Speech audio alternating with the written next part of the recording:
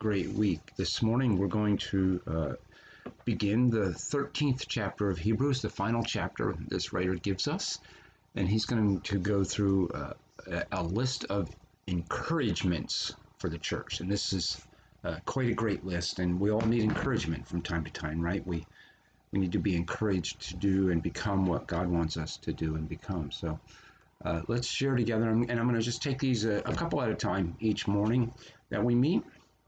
When I finish this, here in about 3 weeks, we're going to begin a study in the Old Testament, which I'm excited about. I've been working on it for about 6 months now, and should be very exciting for us. So this is, it's the conclusion of the letter. And now in the first verse of chapter 13, I'm going to read verses 1 through 3. Keep on loving one another as brothers and sisters. Do not forget to show hospitality to strangers, for by doing so, some people have shown hospitality to angels without knowing it. Continue to remember those in prison as if you were together with them in prison, and those who are mistreated as if yourselves are suffering. So we'll just take this a little bit at a time. The first is, of course, for us to see our church as a family, and there's so many biblical understandings of this. One of the reasons that often in churches you hear people calling each other brothers and sisters, when you know they're not a brother or a sister. They're not biologically brothers or sisters, but they are part of a spiritual family. And so this is Paul, the writer here, saying to love one another as brothers and sisters. And quite honestly, in the church, for most of us in our society today, we live, very few people live close to their biological family. A few do, but we live all over the place anymore. I know I have 2 brothers and a sister, and we're all over the place. And so we very rarely even see each other, hardly ever, really. So my family at my church is actually as closer to me than my own brothers and sisters. Not just physically close, but they know me better. They talk and listen with me. They love me. They care for me, and that's how God intended the church to be. It's like a tight-knit group of people.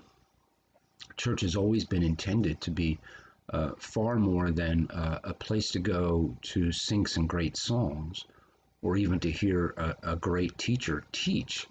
It's meant to be a fellowship of a family, and that cares for one another, exhorts one another, challenges one another, and just loves each other from here into eternity. And so he encourages the church to love each other that way, to care enough for each other. And I know that the church that I'm at right now, Wesley Church, is a really great model of this, because when one of the folks that they know, when they get sick or they need a ride or to the doctor, or they need some groceries, or somebody just needs an ear, they step in for each other a lot. And that's really very pleasing to God, I'm sure, to see the family of God working like that. So if you're at a church and you're just going once in a while, I think the burden is for you to connect with the family more than the family to connect with you. I think it does go both ways, but I think that you have to make the effort to connect with people, allowing yourself to be vulnerable, telling your story of faith, telling you about your transformation, and helping people to connect with you so that you can connect with them. My message this coming Sunday is all about this spiritual connection that people have with their church family, and how what I do personally with my personal devotion and piety, that it affects the rest of the body where I'm at, and it can either affect them in a positive or a negative way. And so I have to learn to study and become what God wants me to become, so that I can help my church to become what God wants my church to become. And we all do this together, and that creates a spirit within the church that other people can feel. They can sense it. And so that's kind of what we're after, trying to encourage each other to be a family. And then he says this very interesting thing that I'm going to have a little different take on it for you. I'll tell you years ago what I read about this because it intrigued me. But I wanted to kind of give a cautionary, like, pay attention to this because it may not be what you think. He says, do not forget to show hospitality to strangers, for by doing so, some people have shown hospitality to angels without knowing it. And of course, most people interpret that to mean that, angels are simply people of God that you're being kind to. You're being kind to people of God.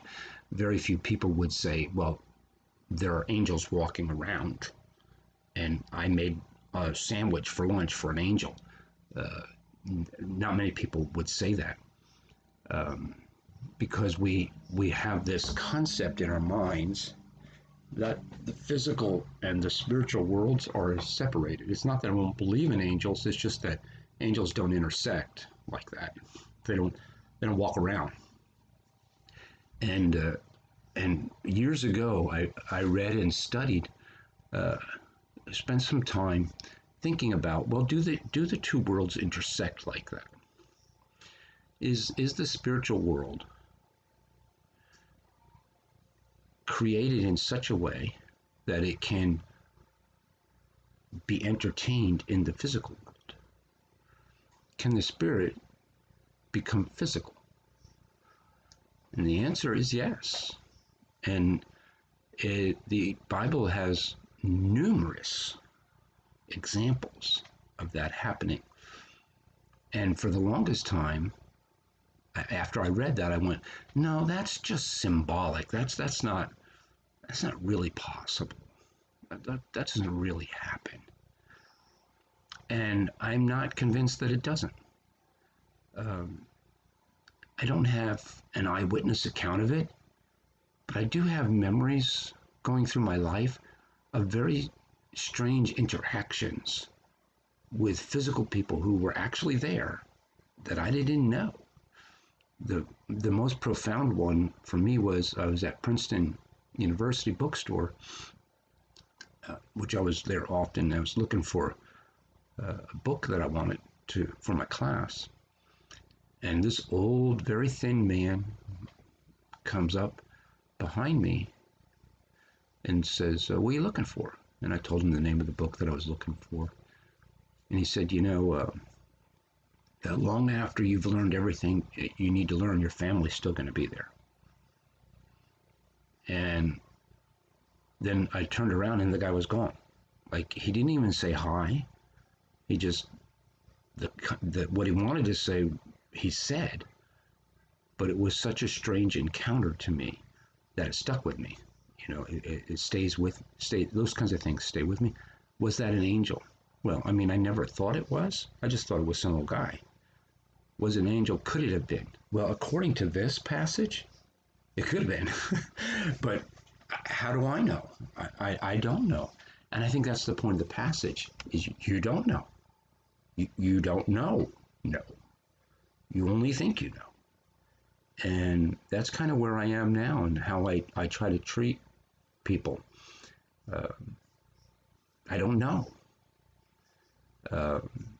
And so if God wants to do that, I mean, my goodness, Jesus became flesh, right? Would seem. There was in the Old Testament, there's a talking donkey. So I don't know what's possible. So I think it's a statement about how we're supposed to behave with each other and how the church is supposed to behave with strangers and how we're supposed to elevate them and be humble and treat them with respect and honor, because that's what God wants us to do. That's what God's people do. We don't only just honor one another within the church, we honor strangers as well. And that's a really good calling for us because we just don't know the story behind this other person. And we shouldn't presume to know because of the way they look or that they're standing on the corner or whatever it happens to be. We should be hospitable. And that's a good word for us. That's a word of encouragement that the writer gives the people reading this letter. Be hospitable toward other people. It's good for you to be that way. So I want to encourage you in your journey today to be kind and be hospitable to people. And I hope to see you next week, okay? You'll have